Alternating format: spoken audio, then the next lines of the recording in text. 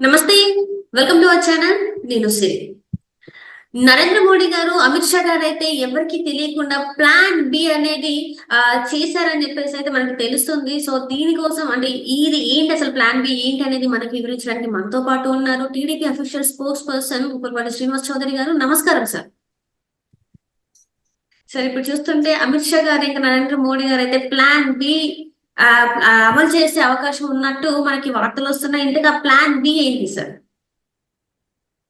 మొదట మీకు శ్రీ గారు టీవీ ప్రేక్షకులకు నమస్కారం తెలియజేస్తున్నట్టు తప్పున ఎన్డీఏ కూటమికి మీరు అన్నట్టు అనూహ్యమైన మెజారిటీ వస్తుందని 400+ వస్తుందని మొదట్లో అనుకోవటం జరిగింది. అయితే కొన్ని అనివార్య కారణాల వల్ల బీహార్ అలాగే ఉత్తర భారతదేశంలో కొన్ని రకాల సీట్లు తగ్గటం వల్ల ఈక్వేషన్స్ మారటంతో ఈరోజు 270 మ్యాజిక్ ఫిగర్ దగ్గరగా 293 కాడు వచ్చాక ఇప్పుడు 300+ అయ్యి. సో ఇప్పుడు ఏమైందంటే ఏ రాష్ట్రాల్లో అధికారం కోల్పోయాం, ఏ రాష్ట్రాల్లో అధికారాలు ప్లస్ అయ్యామనే పైన అనేక అంశాలు తర్జన భజనాలు పడుతున్న ఎన్డీఏ కూటమిలో ప్లాన్ బి ఏముందంటే కొంతమంది ఇండిపెండెంట్ అభ్యర్థులు బీజేపీలో జాయిన్ అవుతామంటున్నారు. అలాగే ఇంకొంతమంది వేరే పార్టీల్లో తక్కువ మెజారిటీ గెలిచిన వాళ్ళని కూడా దీంట్లో జాయిన్ అవుతారు. సో ఎప్పుడైతే రాబోయే ఇంకా నెక్స్ట్ 4 months లో ఒక 2-3 రాష్ట్రాలు ఎలక్షన్ జరగబోతుంది.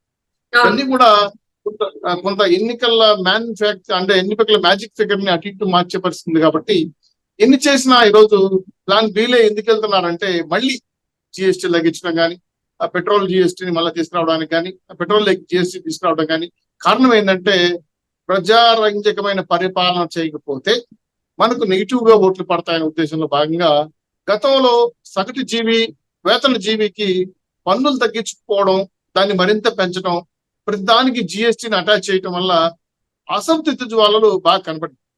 దీన్ని గుర్తించిన నిర్మలా సీతారామన్ గారు, మోడీ గారు కానీ, అమిత్ షా గారు కానీ ఒకసారి ఆత్మహత్య గురి చేసుకోగలుగుతారు. అలా పార్లమెంట్ సమావేశంలో కూడా చెప్పారు. భరించలాని పన్నులు ఐటీ అంటే ఇన్కమ్ ట్యాక్స్ పరిధిలోకి వస్తున్న ఉద్యోగస్తులు బాధపడుతున్నారని చెప్పడంతో సగటు వేతన జీవులకి ఈరోజు పన్ను రాయితీ కల్పించాలని ఆలోచనతో ఉన్నారు. తర్వాత వీళ్ళ మ్యాజిక్ ఫిగర్ దాటుకోవడం కోసం రాబోయే ఎన్నికల పైన కొన్ని పార్టీలతో చర్చించి కొన్ని సీట్లు ఏ విధంగా మనం పొత్తు పెట్టుకొని సంపాదించుకోవాలని జరుగుతా ఉంది. అలాగే ఒకవేళ ఎన్డీఏ కూటమిలో ఉన్నటువంటి వ్యక్తులు వాళ్ళ మాట మనం వినలేదని వేరే రకంగా చేస్తే ఇప్పుడు భవిష్యత్తులో 3-4 బిల్లు ప్రధానంగా ఉన్నాయి. ఏదంటే సిఏఏ బిల్లు కానీ, జమిలీ ఎన్నికలు కానీ, అలాగే రాష్ట్రంలో దేశవ్యాప్తంగా రిజర్వేషన్ విషయం ఇవి అమలు చేయాలంటే తగినంత మెజారిటీ లేకపోవడం, ప్రజలందరూ కూడా జమిలీ ఎలక్షన్లు ఆమోదించిన ఎన్డీఏ కూటమిలో ఉన్న పార్టీలు ఆమోదించకపోవడం, ఇవన్నీ అంశాలు ప్రధానంగా వస్తాయి. సో ఎక్కడైతే వీళ్ళు అనుకున్న బిల్లులు పాస్ కాలేదో అప్పుడు ప్లాన్ బిలోకి వెళ్తారు. ప్లాన్ బిలో ఎవరున్నారంటే కింది స్థాయిలో కూటమి లేని వ్యక్తులు, న్యూట్రల్ గా ఉన్న ఎంపీలు ఉన్నారు. వాళ్ళ వైపు చూస్తున్నారు. రేపు కలిసి వస్తే వాళ్ళ దగ్గర ఓటింగ్ నేర్చుకొని పాస్ చేయాలనుకుంటున్నారు. ఇది కొంచెం సాధ్యాలకు దూరంగా ఉందమ్మా. ఎందుకంటే అనుకోవచ్చు ప్లాన్ బి ఇంప్లిమెంట్ చేయడం కోసం, కానీ ప్రభుత్వ పరంగా అధికారులు ఉంటే సపోర్ట్ లేకుండా ఈరోజు వాళ్ళు 2-3 పార్టీలు, నితీష్ కుమార్ గారు కానీ, టీడీపీ కానీ, కొంతమంది ఎమ్మెల్యేలు సపోర్ట్ చేయకపోతే దేశవ్యాప్తంగా ఉన్న బీజేపీ ప్రభుత్వానికి కొంత ఇబ్బంది కలుగుతారు. సో ఈ ఇబ్బంది నుంచి గడ్డు తప్పించుకోవడం కోసం ప్లాన్ బి అమలు చేయడం కోసం ఇతర రాష్ట్రాల ఎన్నికల్లో పొత్తులు ఒకవేళ గెలిస్తే ప్లస్ అవుతారు. రాజపక్షంలో ఆల్రెడీ నెగిటివ్ ఓటింగ్ లో ఉన్నారు కాబట్టి ఈ 3 బిల్లు రిజర్వేషన్, అలాగే విధంగా జమిలీ ఎలక్షన్స్, అలాగే సిఏ బిల్లులు పాస్ చేసుకోవాలనుకుంటే కష్టం అవుతారు. సో ఈ దృష్టిలో వాళ్ళు తర్జనా భర్జన పడుతున్నారు. ప్లాన్ బి అయితే మెయిన్ లో పెడుతున్నారు. ఇంప్లిమెంటేషన్ కాడికి వచ్చి అనేక సందేహాలు వస్తాయి.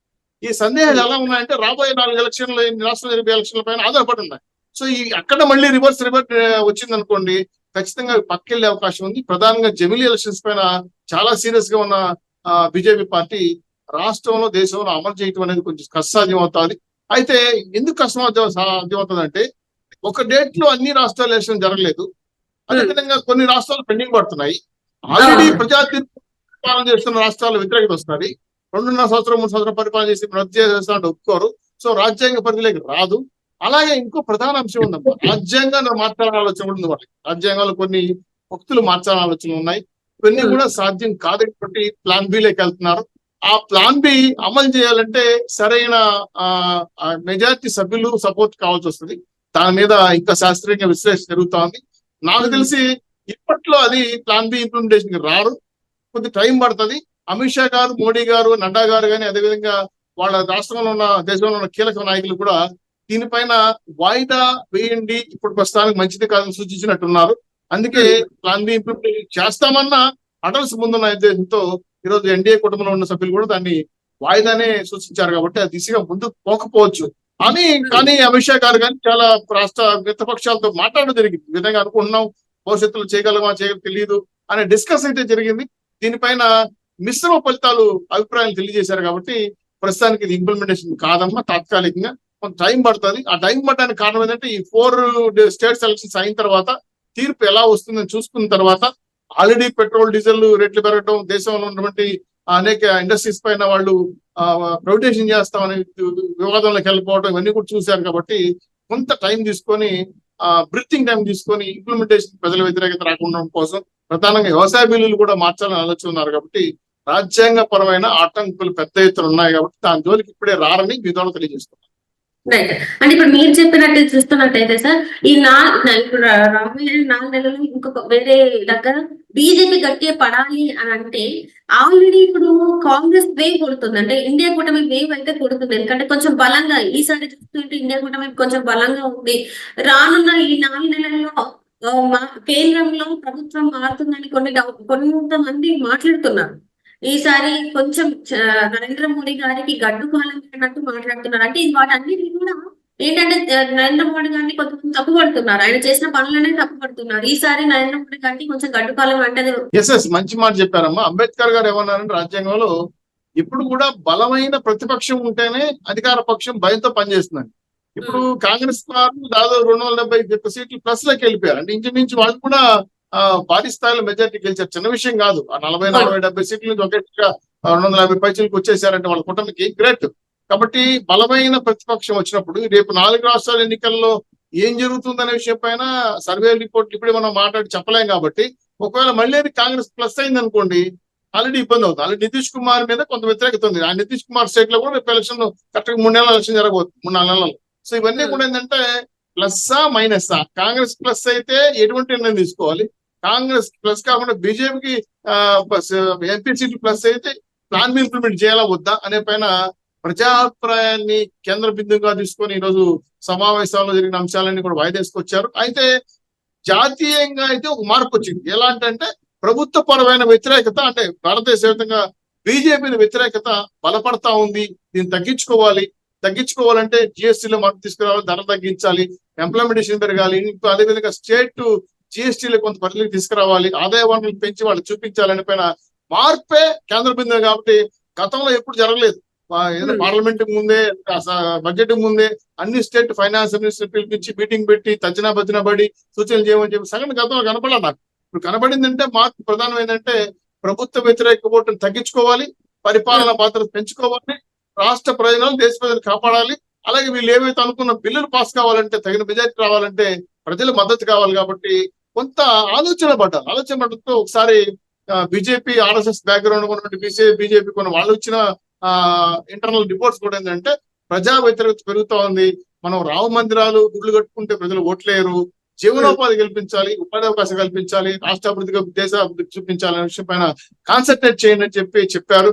అంబేద్కర్ కూడా ఒక మాట అన్నారు, ఒక గుడిని కడితే 10 మంది పిచ్చగాళ్ళు తయారు చేయొచ్చు, కానీ అదే ఒక బడిని కట్టుకుంటే మాత్రం 100 మంది డాక్టర్లు, 100 మంది ఇంజనీర్లు తయారు చేయొచ్చు. ఇది దేశ ప్రగతి అని చెప్పాడు. కాబట్టి గుడి కాదు ముఖ్యం, బడి అనే విషయాన్ని అంబేద్కర్ ఆ రోజు చెప్పారు. కాబట్టి వాళ్ళు ఆ దిశగా ఆలోచించగలిగితే వ్యతిరేకత తగ్గుతుంది. రేపు జరగబోయే 4 రాష్ట్రాల ఎన్నికల్లో కూడా ఫలితాలు మారచ్చు. లేని పక్షంలో ప్లాన్ బి కాదు కదా, ప్లాన్ ఏ కూడా సక్సెస్ కాదు. దీన్ని కూటమిలో ఉండే సభ్యులు కూడా అంత బలహీనంగా ఎవరు లేరు. ఎందుకంటే చాలా అనుభవం కలిగిన నాయకులు నితీష్ కుమార్ గానీ, బాబు గారు కానీ, పవన్ కళ్యాణ్ కానీ చాలా విషయాలపైన వ్యాస్ట్ థింకింగ్స్ ఉన్నాయి. కాబట్టి ప్రభుత్వ వ్యతిరేక భారతదేశంలో జరిగి వ్యతిరేక కార్యక్రమాలు చేస్తే మాత్రం కూటమిలో ఉన్న నాయకులు కూడా సున్నితంగా హెచ్చరిస్తారు. లేని పక్షంలో ఖచ్చితంగా వ్యతిరేకత ఎదుర్కొంటారు. కాబట్టి ఇన్ని రకాల యాంగిల్ గా చూసుకున్నప్పుడు రాజ్యాంగ పరంగా, దేశ పరంగా, పరిపాలన పరంగా బీజేపీకి రాబోయే రోజుల్లో కూడా ఆచితూచి అడుగు వేయాల్సిన అవసరం ఉంది, భయం భక్తితో. లేకపోతే ఫలితాలు అనేవి ఈరోజు చూడండి, ప్రజల్ని గౌరవించి ప్రజల తీర్పును ఆమోదిస్తే కూటమిని ఏ విధంగా 140 సీట్లు కూర్చోబెట్టారో, అదే తీర్పు 150 జగన్మోహన్ రెడ్డి 34 కింద కూర్చోబెట్టారో, అట్లా 2 సీట్లు ఉన్న బీజేపీ ఎదికేది 303 సీట్కి వెళ్ళిందో, మళ్ళీ ఇప్పుడు తగ్గిందో, ఇవన్నీ కూడా ఏంటంటే ప్రజలు మెచ్చుకుంటే అందరం ఎక్కిస్తారు, ప్రజలకు నచ్చకపోతే లాగి కింద పడేస్తారు విషయాన్ని చెప్పకనే హెచ్చరించారు తిరుగుతారు. కాబట్టి ఒళ్ళు దగ్గర పెట్టుకొని పరిపాలన చేయాలనే విషయాన్ని ప్రజలు ఒక మెసేజ్ ఇచ్చారు. ఆ మెసేజ్ ని ఏ రాజకీయ పార్టీ అయినా గుర్తు పెట్టుకోకపోతే మాత్రం వైసీపీ కన్నా ఘోరమైన ఫలితాలు చూడాల్సి వస్తుంది. ఆ పరిస్థితి రాకూడదు. కాబట్టి ప్రజారంజకమైన పరిపాలన చేయాలి. బీజేపీ గాని, మేము గాని, దేశంలో గాని, రాష్ట్రంలో గాని డబల్ ఇంజిన్ సర్కార్ అనేది కూడా పేరుకు నామమాత్రం కాదు, ఆచరణలో చేసి చూపిస్తేనే మా ప్రభుత్వానికి గౌరవం, క్రెడిబిలిటీ ఉంటుంది. మాటలు నీ కడుపులు నిండవు కాబట్టి చేతల్లో చూపించాల్సిన బాధ్యత ఉంది. కాబట్టి దీనిపైన రసవత్తరమైన చర్చ జరుగుతా ఉంది. ఖచ్చితంగా దేశవ్యాప్తంగా ఈ పరిణామాలకు మార్పులు కేంద్ర బిందు ఎన్డీఏ అవుతుంది. కాబట్టి ఇతర పక్షాలు మేము తగిన సూచనలు ఇస్తాం, రైట్ పార్టీ చెప్తాం, ఆ తర్వాత డిమాండ్ చేస్తాం. Right sir. Right, thank you so much sir. మీరు మాతో పాటు జూమ్ కాల్ వచ్చినందుకు ధన్యవాదాలు.